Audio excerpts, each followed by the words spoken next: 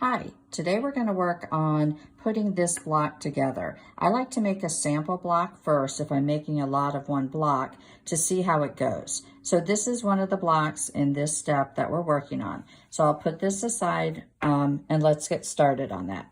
So we've already marked our centers on the square, and we're going to line up these pieces, making sure they match what we're doing here. So I can kind of set this next to me and see to make sure, and I can also refer back to the picture. I line the stitching up right with the center and I pin that. I like to pin these in 3 places because there could be some stretch depending on how you made your triangles and where your bias ended up.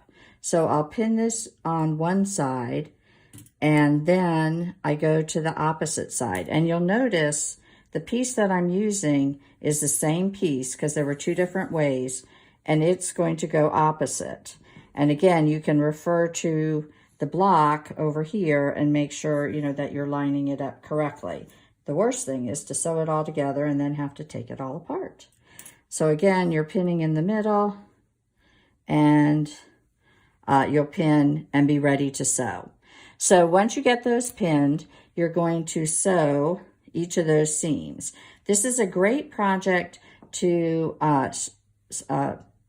chain piece. You can sew one side, push in another one, and then you can come back around because this side will be pinned and push in this one and push in that one. So you can make a number of these at one time. Once I do that, I'm ready to press, and I set the iron down and press it this way, and then push these open and be very careful not to stretch.